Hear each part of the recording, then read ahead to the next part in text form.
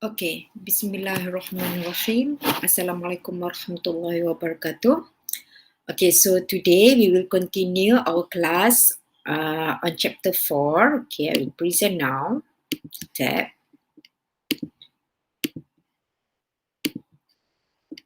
Okay, this one.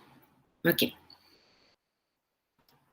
Okay, so we will continue chapter 4. Okay, so chapter 4 is about, we are going to look more into detail on the component, each component of the gas turbine engine or of the jet engine, okay?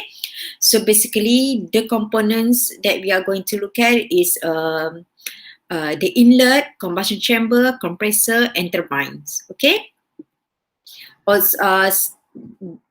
We call also this compressor turbine as they are named as turbomachinery. So that's why the chapter named turbomachinery. Okay, so remember the general gas turbine parts for turbojet or turbofan engine. So this is like a normal turbojet engine. Okay, so we have inlet. Okay, where inlets you have diffuser. Remember, diffuser is the opposite function of the nozzle to decelerate the fluid, the air intake. Okay, so you have inlet, and then you have compressor to compress, of course.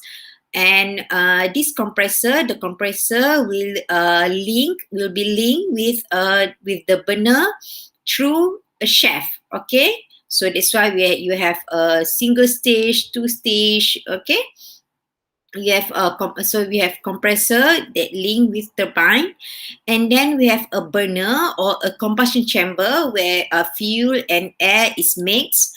Okay, and combustion process will occur inside here.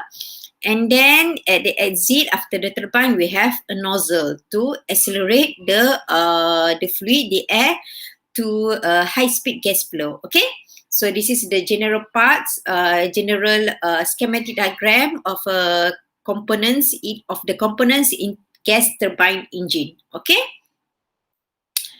Okay, introduction. Okay, so first we are going to look at into the inlet part. Okay, so basically, like I've mentioned just now, we have inlet, we have compressor, combustion chamber, and turbine in this chapter. But the more important part is concern the compressor and turbine. Those are the turbo machinery part. Okay, so compressor and turbine are more important in this chapter.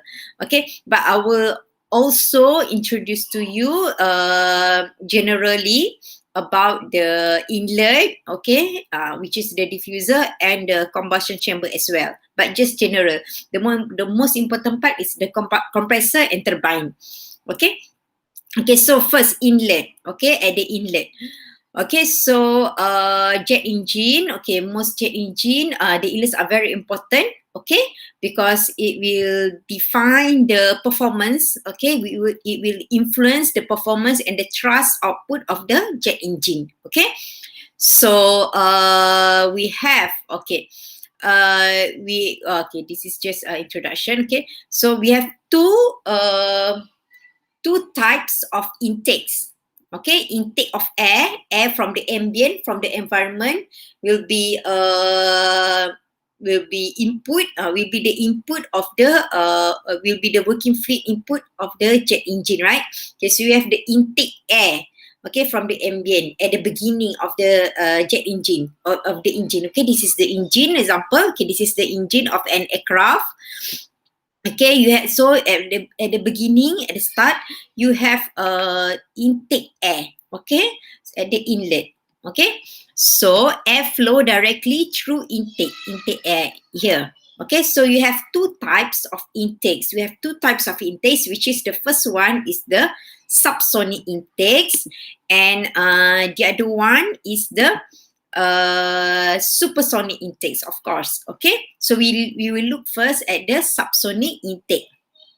Okay, so this is the front elevation. If you look from the front, okay, the engine from the front, so we have airflow directly through the intake. So this is your example of turbofan engine. You have turbofan here, compressor, etc., right, like just now.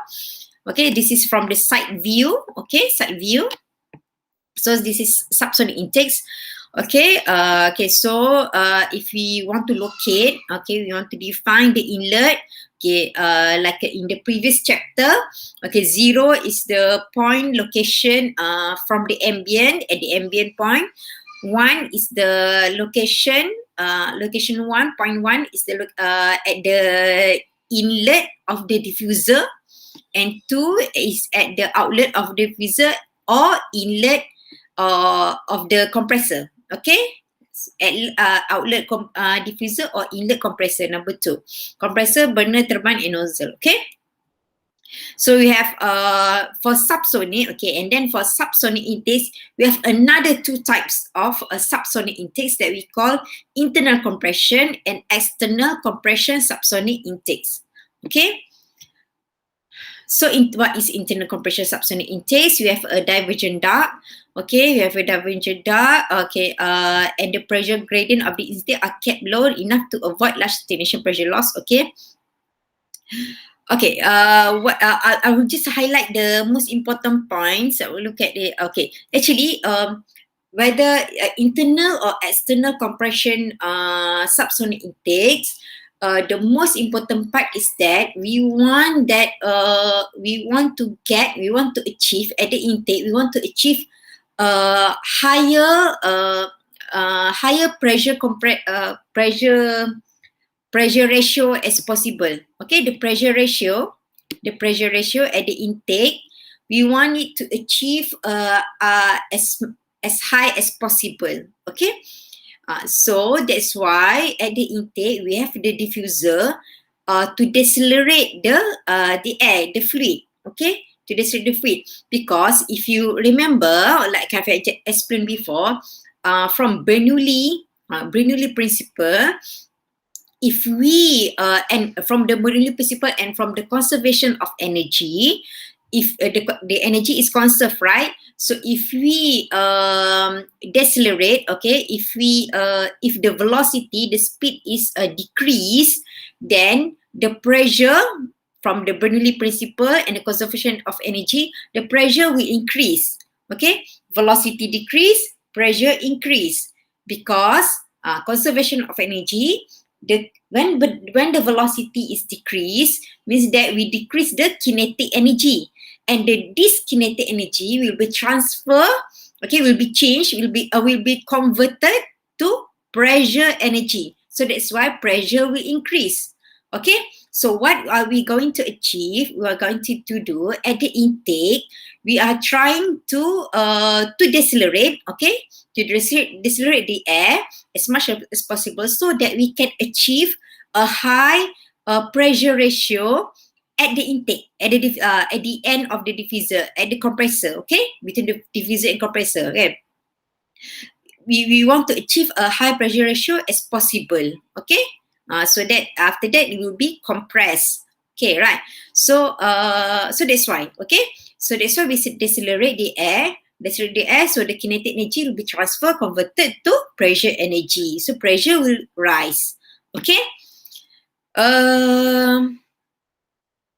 Okay, what else is the most important? The rest you can read. Okay, I just going to highlight those important parts. Okay. Okay, so you look at this here, the subsonic ducts. Okay, those are the example how the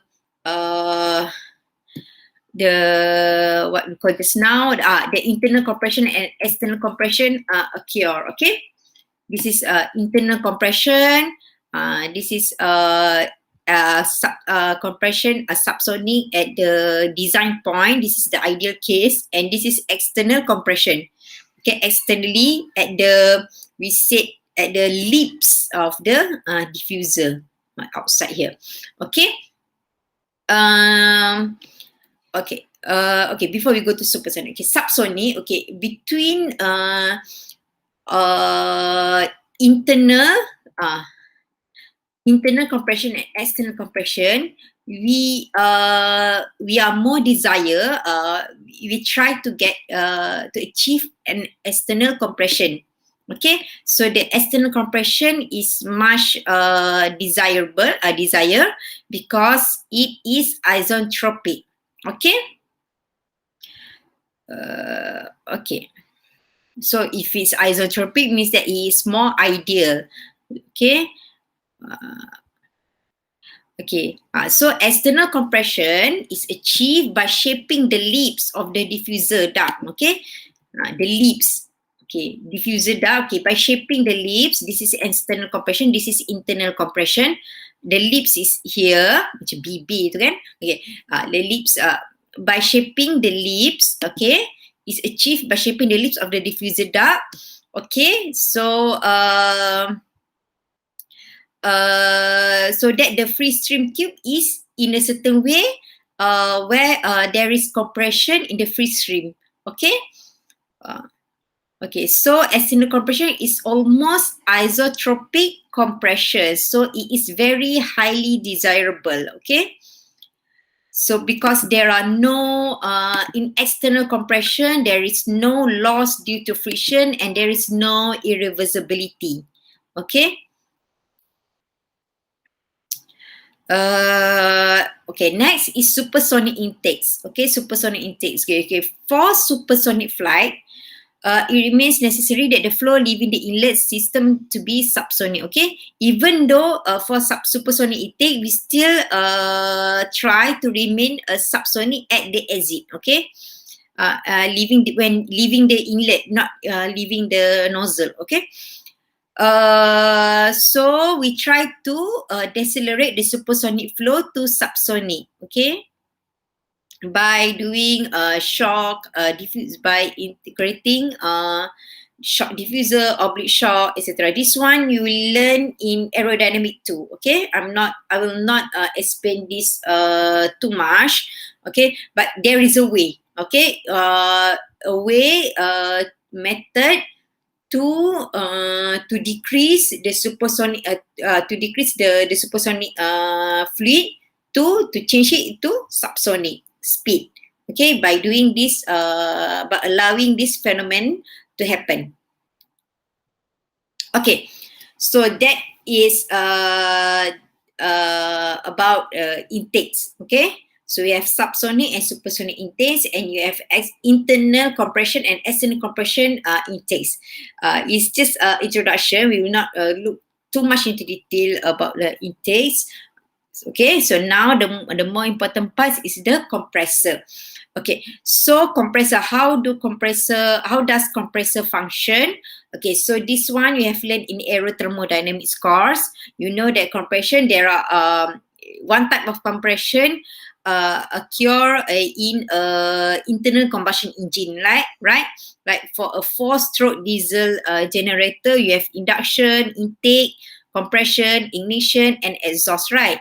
This is for internal combustion engine, okay? And for a piston engine, okay? But in aircraft engine or jet engine, we are not we don't use this type of compression. Okay, so we going to focus more into a rotary compressor. Okay, so there are two types of rotary compressor, means rotation.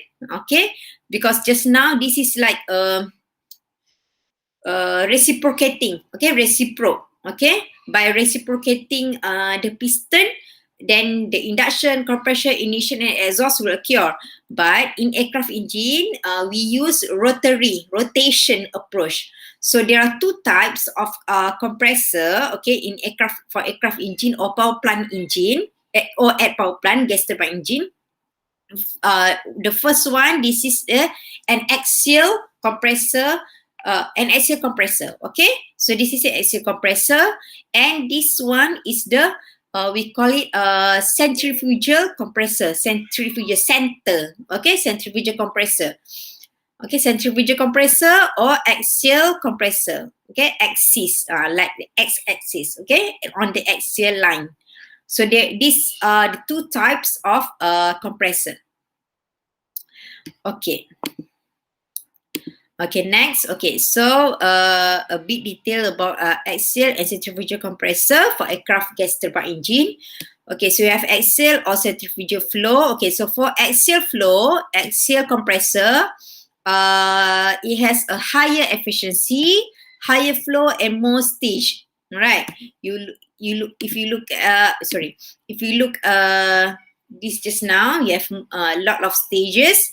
Okay, so for axial flow, usually it will achieve a more higher efficiency and more stages. Otherwise, meanwhile, for centrifugal compressor, it is used more for smaller engines and some mid-sized industrial engines. So centrifugal compressor is more compact, is smaller, okay, less stage, more rugged, robust, more strong like that, and it is more simple. Okay, so this compressor is driven by the turbine by using, like I've shown just now, a common shaft. Okay, so compressor, it use 2/3 of the fuel energy, so that's why it is very important to keep it to minimize the use of the this energy as much as possible. Okay, first centrifugal compressor. Okay, so this part we will look into more detail in next week, inshallah, during the tutorial, because it involves more calculation and more analyze of the data. Okay, so maybe you will not capture all the points that I'm going to speak today, but we will look into more detail next week, inshallah, in tutorial. Okay, because you have to do exercise, you have to do tutorial, you have to see example so that you understand better. So but anyhow, I will still introduce it to you. So this is centrifugal compressor. You have a centrifugal compressor. So a centrifugal compressor has a pressure ratio around 4. Okay, can readily be obtained from single stage compressor made of aluminum alloys. Okay, this is okay. With a turbine inlet temperature in the range of 1000 to 1200 Kelvin. Okay, so the compressor will exchange will use turbine inlet temperature at 1000 to 1200 Kelvin. Okay. Okay, so if we need a higher pressure ratio, when a higher pressure ratio required, then sometimes this centrifugal compressor can be used combined with an axial flow compressor. Okay. Okay, so the most important part in analyzing a compressor or even a turbine, analyzing turbomachinery, is that we have to understand the fluid flow, how the fluid flow into the compressor and the turbine later on. Okay, so how do we understand the fluid flow is going to help us to analyze, okay, the velocity, how the velocity flow of the fluid in this turbo machine, in this compressor. Okay, so normally we are going to characterize, we will characterize the fluid flow, the fluid velocity in the compressor or in the turbine by using a velocity triangle. Okay, we will imagine, try to imagine that the velocity of the fluid inside the flowing in the compressor has is like a velocity triangles. Okay, so here it is a definition. So we have a velocity triangle vector. It is a vector, so it has a direction. So we have to know the direction. So C is the notation for absolute velocity. U is the rotational velocity, the rotational speed, which is normally given in RPM, rotational per minute. And W is the relative velocities. Okay. Okay, so normally the fluid flow, okay, at the inlet of the centrifugal compressor is in axial direction, means horizontal direction. Okay, so it is called at the inlet C1, the absolute velocity is C1 at the inlet, or sometimes it may have a swirl angle. It may have some angle, means not directly horizontally, but it has some angle. So this angle is called a pre-wheel angle. Okay, I think it is named as alpha. Okay. Okay, so they are okay like this. This is example of a velocity triangle entering the compressor, the centrifugal compressor. Okay, so the flow velocity when added to the impeller tangential rotational velocity. Okay, you just this is the same meaning as rotational velocity U1. So rotational velocity U1 inlet will give the relative velocity. Okay, so since it is in triangle form, so you will understand triangle. If you have the absolute velocity plus the rotational velocity u, then you have the sum of it. You will get the relative velocity, which varies in magnitude and direction from I up to tip. Okay, since u1 varies with radii. Okay, so this rotational speed u1 depends on the radius. Okay, the radius. Since it is rotational, so it depends on the radius of the centrifugal compressor. So okay, so this inlet velocity is drawn in the axial tangential plane.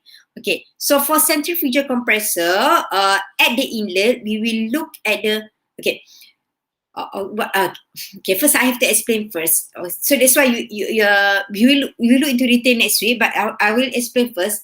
We will imagine that the velocity has the velocity triangle is like a three have a three axis x, y, z. Okay, like that. And first at the inlet, we will only take a look at the axial tangential plane. Okay, means only two plane, because the inlet will only take place into axial tangential. Okay. At the impeller outlet, the air leaves the passage with a relative velocity W2 at the outlet when leaving the compressor, which when added to the tangential speed U2 will give the absolute velocity which is greater than C1. So,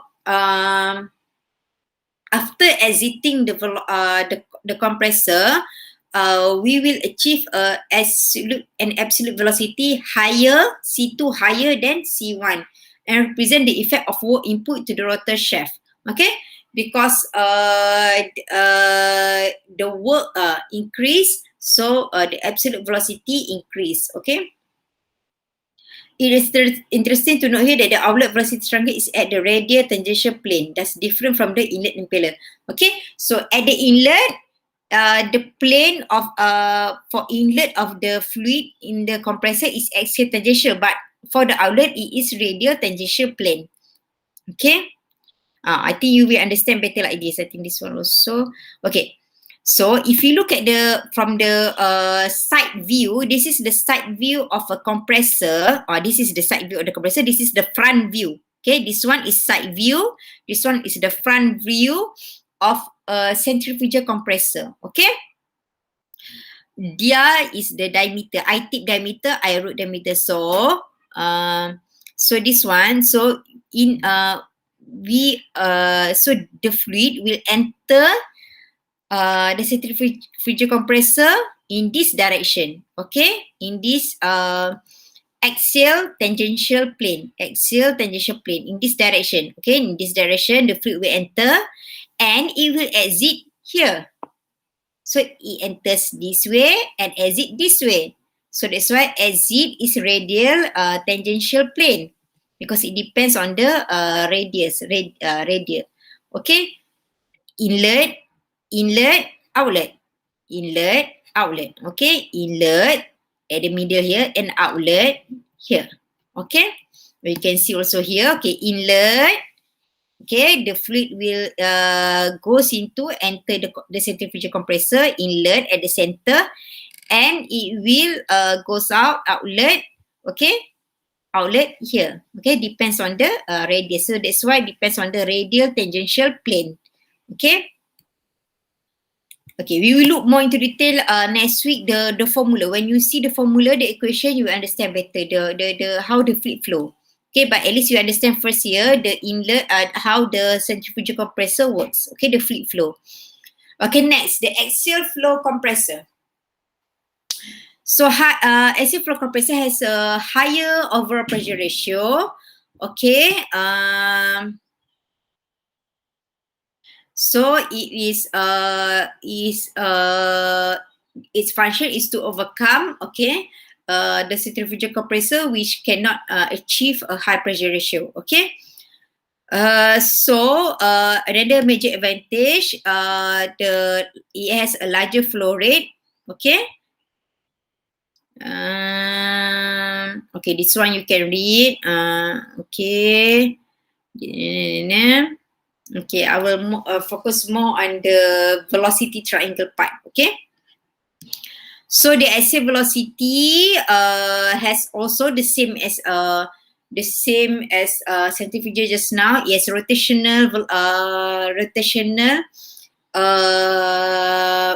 velocity. Okay. Okay, so absolute velocity is C1, C, and rotational speed is U, and relative velocity is W. Same notation as a centrifugal compressor.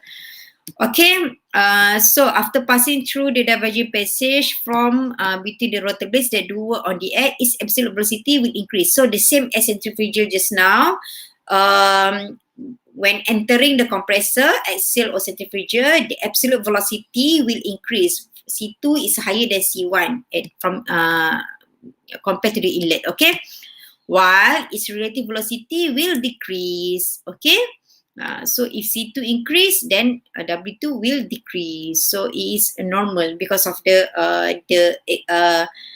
equation. Okay, the velocity triangle. Okay, so when relative velocity decrease means the static pressure increase. Remember the Bernoulli, velocity decrease, pressure increase. Okay. Pressure rise will be developed in the rotor. Okay, so the rotor will develop a pressure rise. Okay. Okay, so this is the equation. Okay, how we relate the flow. Okay, so for axial compressor we have a new parameter which is alpha and beta. Alpha and beta is actually the angle for stator and rotor. Okay. Okay, these are some of the of the equation. Okay, we will apply this equation in the tutorial. Okay, so just take a look at it first. So we have absolute and relative velocities, etc. Okay, so this is the velocity triangle for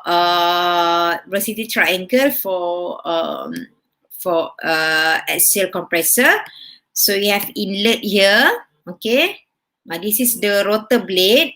Okay, rotor blade. So so this explains what is beta and what is alpha. So alpha is the angle between the V. The V is the relative velocity. V or W is the same. The relative velocity and the U, the rotational speed. Okay, so this is alpha, and beta is the angle between this relative velocity and the rotational speed. This one. But this is absolute velocity. Sorry, this is V1 absolute velocity, and rotational speed, and this one is relative velocity and rotational speed. Okay, and this is the exit triangle. Okay, okay. So this is how we explain. Okay, this is the okay. Normally for axial turbine, axial compressor, we have before entering the axial compressor, we have inlet guided vane, which is called the notation is IGV. Okay, so the air will flow in the axial compressor. Okay, will go through the inlet guided vane first, and then we'll have a rotor and diffuser.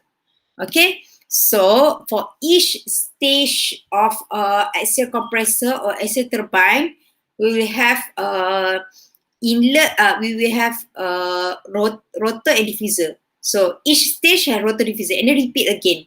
Depends on how many stage we have. Okay, if we have 10 stage, so we will repeat 10 rotor and 10 diffuser. Rotor diffuser, rotor diffuser, rotor diffuser. Okay. Okay, so this is this is the change in pressure and velocity of the rotor and diffuser. Okay. Okay, so so the pressure in for each stage, this is like one stage of the AC compressor. So you have pressure here. Okay, the pressure will increase in the AC compressor. Okay, in the rotation, in the rotor and the diffuser. However, the velocity will increase in the rotor, but it will decrease in the diffuser. Okay. Okay. So okay. So what happened here is actually the the speed. Okay, this the blade. Okay, this blade will rotate, right? Okay, will rotate, and when it rotates, it will transfer energy to the fluid. Okay, that's why in the rotor, okay, in the rotor part, the fluid will receive receive uh, energy and velocity, receive kinetic energy from the rotor, because the rotor, when it rotates, it has energy, so it transfer this energy to the fluid. So the fluid will increase in kinetic energy, increase in velocity, and then once the kinetic energy of the fluid is high, and then in this diffuser part, okay, the kinetic energy of the fluid will be transferred, will be converted to pressure energy. So that's why pressure increase in the diffuser, because in the diffuser, or we also call this is stator, rotor stator, rotor stator, rotor stator. So another name for diffuser is stator. So stator means that it doesn't move, static. Only rotor will keep on moving. So stator doesn't move, but how it gets energy, it achieve here, this part, it achieve energy from the kinetic energy of the fluid. Okay, so the kinetic energy will change into pressure energy. So that's why pressure rise. So compressor compress, pressure rise. Okay, so I hope you understand. This is from the conservation of energy. So we change the at first the rotational speed of the blade will transfer energy to the fluid, so the kinetic energy of the fluid will increase at the rotor part, and this kinetic energy of the fluid will be converted to pressure energy at the diffuser or stator part. So that's why pressure will increase. Okay, please remember that. You will do experiment on this in propulsion lab in aerospace lab 3 next year, inshallah. So you understand better, inshallah. Okay, so compressor. Okay, this is just another detail theory about the AC compressor. Okay, next, combustion system. Okay, combustion system. Okay, combustion system, you know, okay, is the burner between the component between compressor and turbine. Okay, so the main objective here is to show how the problem of design reach the best compromise between a number of conflicting requirements. Okay, so you will see how the technology evolves, change, and how we try to design a combustion or a burner, combustion chamber or a burner that is efficient as possible. Okay. Okay, so fuel is burned in the air supplied by the compressor. Okay, the working fluid, the air from the compressor will be transferred to the combustion chamber. So it will be mixed with fuel and will be burned. Okay, and thereafter the flame must be self-sustaining. So how to self-sustaining this flame? So that's why we have to correctly design the combustion system. Okay, so there are 3 types of combustion systems. So the first one is the can type, and the other one is cannula type, and the last one is annular type. So we have 3 types of combustion system. Okay, can type, cannula type, and annular type. Okay. So a can type is more like a one or more cylindrical combustors, each contained in a combustor case. So you have several cylindrical in cylinder combustor in combined in a combustor case. Okay. So for example, for T63 turboshaft engine, we use a can combustor. Okay, this is the advantage or disadvantage of a can type. So you can read it. So it is more mechanically robust, cheaper, okay, except that it is more bulky and heavy. Okay. So the earliest aircraft engine used can combustor. Okay. Next is cannula. Okay, a series of is still a series of cylindrical combustor, except that it is arranged within a common annulus. Okay, common annulus here. It is arranged between common annulus. Annulus is like a ring. Okay, around the annulus. Okay, so that's why it is named as cannula, can and annulus. Okay, so this is most common use in the current aircraft engines. So these are the advantage. Still, it is mechanically robust. Low pressure loss, cheaper, but it is less compact than annular. Okay. Okay, last one, the third one is the annular, which is a single combustor having an annular cross section. So yes, we don't have a can combustor here. We have only one annular combustor. Okay. So the advantage, minimum length and weight, minimum pressure loss, increased durability, except that it's more expensive, etc. Okay. Okay. The layout, this is the layout of the combustion chamber. Example layout of the combustion chamber. So you have a diffuser, liner, etc. So the most important part here, okay, so you have a diffuser, casing, a liner, a fuel injector, and a cooling arrangement. Okay, so combustion process. Okay, so you have primary, you see here, you have primary zone and secondary zone. Secondary zone or intermediate zone and tertiary dilution zone. Okay, so actually the combustion process will occur in several zones. So sometimes two zone or three zone like this. Okay, why is that we try to like the previous slide, we try to self-sustain the flame as long as possible. So that's why we don't want if we burn the fuel and air and it just burn like that and then it stops. Okay, no, we don't want that. So we have to stabilize the flame. So that's why we want to keep the flame as long as possible. So that's why we have several zone of what you call it, dilution, several zone of combustion process. Okay, primary zone to keep the flame stabilized, ongoing. Okay.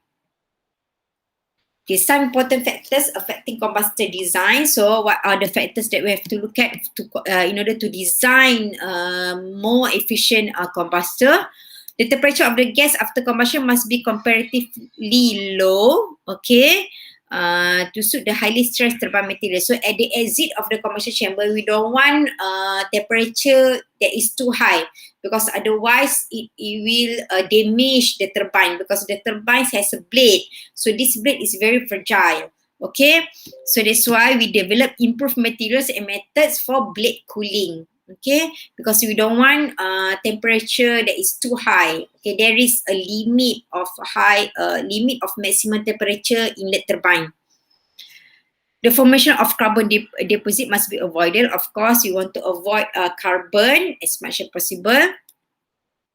Avoidance of smoke, of course, and pollutants. We avoid pollutants also, such as NOx, NOx, carbon monoxide, and unburned hydrocarbons. So we want to get a complete combustion as much as possible. Okay. So over the years, the performance of the gas turbine has been improved mainly by increasing the compressor pressure ratio and turbine inlet temperature. So over the years, scientists try to improve the performance of gas turbine, but However, this technology still, unfortunately, this result still keep the production of NOx, oxides of nitrogen, increase.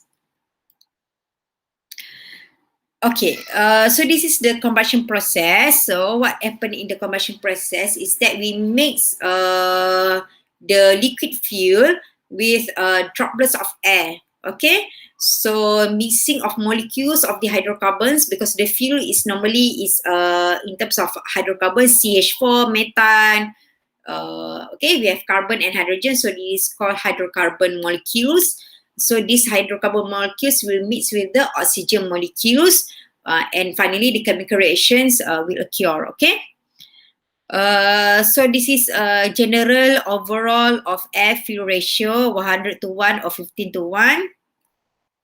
So in order to keep to achieve a complete combustion, to have an ideal combustion process, the air should be introduced in stages. Okay, means bit by bit, parts by parts. Okay, so remember what is stoichiometry? This one you have learned in thermodynamic, aerothermo.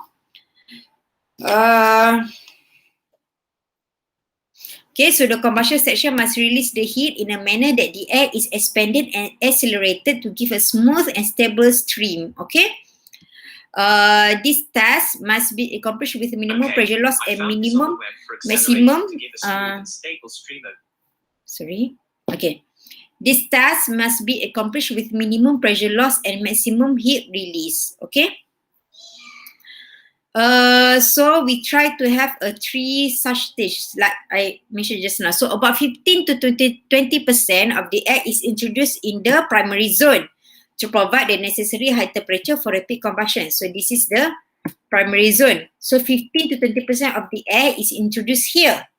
Okay, to have a high temperature as possible for rapid combustion. And then the next, some of the 30% of the total air is introduced through the holes in the secondary zone to complete the combustion. Okay, so we have to inject the air very carefully. So you see here the secondary zone or the intermediate zone. Okay, these dilution holes will inject air here. Okay, so 30% of the air will be added in the secondary zone, and finally the rest of the air will be added in the dilution zone, the third zone, where the remaining air is mixed with the products of combustion to cool them down. Okay, to cool back down the temperature before it enter the inlet turbine. Okay. Okay. So that is the zones. Okay, so combustion chamber performance. So the main factors affecting the combustion chamber performance are the pressure loss, the combustion efficiency, the stability, the flame stability, and the intensity. Okay. So the pressure loss in the combustion chamber normally are due because of skin friction and turbulence. Okay, this is the most likely reason. Okay, and the rise in temperature due to combustion. Okay, this is also will affect the combustion chamber pressure loss. Okay, if the temperature is too high. Okay, due to combustion. So that's why we have the third zone, the dilution zone, to stabilize, to come down, to decrease back the temperature. Okay. Combustion. Okay, so this is the equation of the combustion efficiency. Okay, you have those equation here. Depends on the enthalpy or the temperature. Okay, combustion stability is the ability of the flame to remain alight. Okay, the reason of instability is that the fuel air mixture becomes too lean or too rich. Okay, so sometimes the temperature and reaction rates drop below. So the combustion become unstable. Okay, last one is the combustion intensity. Is the rate of feeding fuel into the fluidization. Okay, vessel per unit area available for burning. Okay, so the intensity is the rate of how we feed the fuel. Okay. On the value of the commercial area, larger volume will achieve a low pressure drop. Okay, so we note the commercial intensity as CI. Okay, commercial design performance objective. Okay, so this one you can read. MashaAllah, it's the same. Okay, last last part is the turbine. Okay, so we have axial like the same as compressor. We have centrifugal and axial compressor. So in turbine also we have actually radial turbine and axial turbine. But unlike the compressor it is common to use both centrifugal or axial. But turbine for aircraft engine we mostly use or power plant we mostly use axial. So I will introduce only about axial flow turbine. So a bit the same as compressor just now. So for turbine, we have the blade here. Okay, so you have velocity triangle also. So you have the nozzle part and the rotor part. So the nozzle part is at the inlet of the turbine. So the same as compressor just now. So for turbine, you have rotor, stator, rotor, stator, rotor, stator for each stage. Okay, so the gas enter the flow of nozzle blades with a static pressure. So this is the triangle, the velocity triangle at the inlet of the nozzle blades. Okay, and this is the velocity triangle at the exit of the nozzle blades. Okay. The rotor blade inlet angle will be chosen to suit the direction B2 of the gas velocity. Okay, this one we try to analyze it inshallah next week. Okay, so this is the air. Imagine the air exiting the nozzle and entering the rotor and then exiting back the rotor. Okay, so it keeps repeating that way. Okay, so this is the schematic diagram. Okay, we will analyze this next week. Okay, so this is the explanation. You can read it. Absolute velocity inlet at the inlet normally in axial direction. So normally the inlet velocity will enter in axial direction. Okay, otherwise we have alpha a bit of swirl here. Which is characterized by the alpha angle, swirl angle, this swirl angle. Okay, otherwise, if the fluid enter axially, this alpha will be 0. Okay, alpha 1, 0. Flow is accelerated leading to an increase in the absolute velocity. So the flow is accelerated, so absolute velocity increase. C2 is higher than C1. The static pressure decrease. Okay, total pressure decrease due to skin fraction, etc. So in inlet and outlet of the nozzle blade, okay, the absolute velocity will increase, but however the total pressure will decrease, static pressure will decrease. Okay. Okay. So the flow leaves the stator with an absolute speed of C2 and an angle alpha 2. Okay, when combined with rotational speed U, relative velocity will be W2. Okay, so as the rotor blade to blade passage also resemble nozzle shape, relative velocity W3 of the gas will increase. Okay, so W3 or V3 is higher than V2. Okay. While the absolute velocity decrease, okay, the static and total pressure also drop in the rotor, the static enthalpy and total enthalpy also drop. Okay, so basically, okay, if you read carefully this theory part, this explanation, so the process in the turbine is actually the opposite of the compressor. Okay, in the compressor just now, we first at the rotor part, the velocity is increased. Remember the graph just now, velocity increase, and then at the stator, velocity decrease. But the pressure increase because we convert the kinetic energy to the pressure energy. So for turbine is the opposite. Okay, in the end, after exiting the nozzle, rotor, stator, the pressure will decrease because the turbine will expand. The function of the turbine is to expand, to decrease the pressure. So that's why at the end, at the exit of the rotor blades, okay, the fluid, the pressure, the static and total pressure also drop in the rotor passage. Okay, the static enthalpy and total enthalpy also drop. Okay, because pressure drop, because enthalpy depends on the temperature and pressure. So pressure drop, enthalpy drop. Okay, if there is no static pressure and static enthalpy drop in the rotor, the turbine is called an impulse turbine. Okay, so turbine, we have two types of turbine: reaction turbine and impulse turbine. Okay. So this one you will see in aerospace lab 3 propulsion. Okay, next year. Okay. Aero engine need an AC turbine having a high blade loading or temperature drop coefficient and a high flow coefficient. High blade loading means high temperature drop per stage. Okay, few stage for certain power output. Thus, the weight and size of an aero engine are minimum. Okay, this okay. This one just extra explanation. Okay, I think I finished. This is the last slide. So actually, I want to include a YouTube. There is a link of a YouTube video that explain very well about this turbine, how this turbine function, and how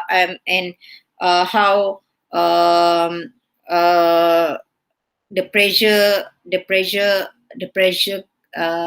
kinetic energy converted to pressure energy, etc. There is a utility. I will try to share the link, the video, so that you understand better the process. Okay. Okay. So that's all from me. So we will see next week, inshallah, for more explanation. Okay. Thank you.